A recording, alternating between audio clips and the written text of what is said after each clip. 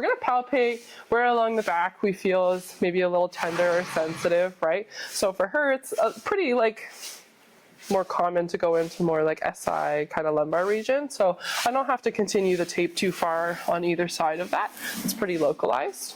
So once I've identified that, I'm going to go ahead and pick my tape. So you can get these online.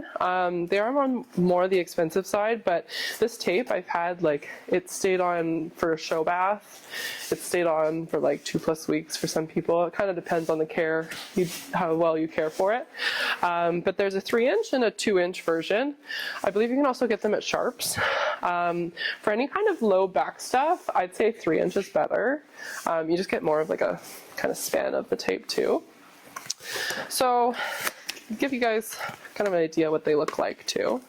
They'll come in a roll like such. Yeah, it's just like it would be on a human, but it's like way, way stickier for horse fur. And then on this side, you got all those fancy lines, so if you need to measure anything, it's easy. But what I'm going to do is I'm just going to go up to her back, and I'm going to say, okay, for this taping specifically, we're going to use 50% stretch on this.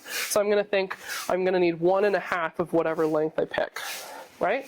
So I'm going to say I want about yay much to this line, right? So when I stretch it, it's going to go about another half length from this original tape distance. Cut that as straight as possible. And then for the other side, to get it really nice and balanced, you can essentially just line them up, just like you would kind of any other tape, and cut it that way. I find if you start getting like picky side to side, then you end up making some funky shapes. So I kind of line them up and go across this way. And then I'll cut.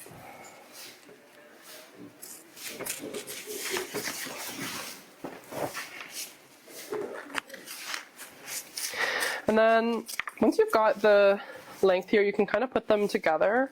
And then essentially what you're going to do is you're just going to round the edges, right? So right now they're like nice and flat, but they catch a lot when they're like that on the horses. So what I do is I just take this corner off. So then I end at the top, it's like kind of at the edge there. And then it's just like a kind of half circle. Right? You will need pretty sharp scissors. It's pretty sticky. Perfect. And it kind of looks like that. And then you just do it on both edges of the tape. So now you've got your two. So now you've got your two pieces of tape, right? They should be pretty equal. What you're going to do now is, I usually kind of pick the prettier end to apply at the top. So what you're going to do is you're going to kind of first conceptualize where you're going to want it to go. Specifically when you're taping the SI, you're wanting it to come over the lumbar area and finish in the other side of the SI. So I find it easiest to apply. If you find like kind of a nice even line at the bottom here, you can actually just tear it apart without taking the actual like protector off. Right, so I've kind of just split it as a line like so. And then I'm going to take this first kind of layer off. So I've just got that part as the sticky part.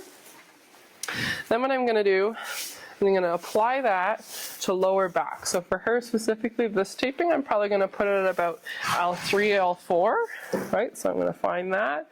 I'm going to place it around back here. In terms of where, like compared to her spine to go, I usually go pretty close to the spine, like I'll probably about 2 fingers away from the spine.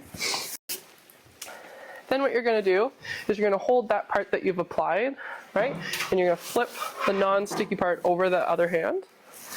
And then you're going to take this last backing off. You're going to kind of like roll it. You're okay, honey.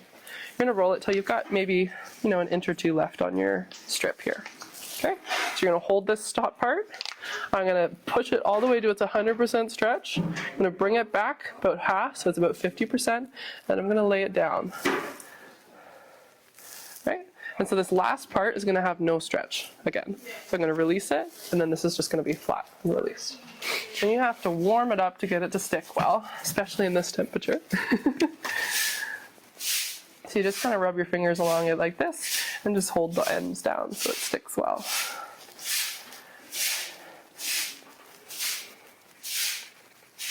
Good girl.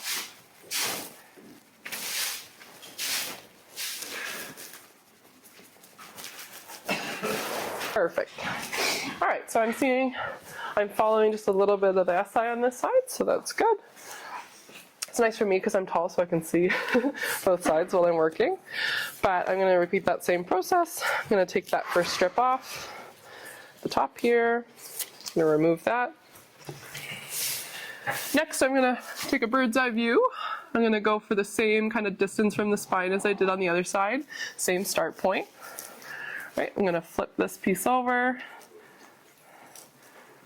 wheel that out. So I have just that little couple inches to apply with no pressure after.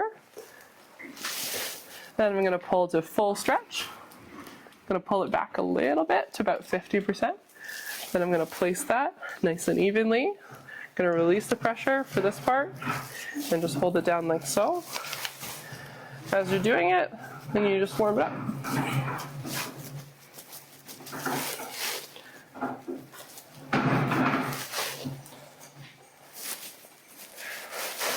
And so usually like these stay on for a pretty long time. Typically when they start to come off, it'll be like the ends will start to peel, and you can actually just like trim it and then put it down again so you kind of get more use out of it. But I guess say after like a week and a half, they usually kind of start to go. Typically in the winter with blankets and stuff too, they just get more rubs. But you can ride with it on, you can do all of that. I bathe them. It's not a concern that way.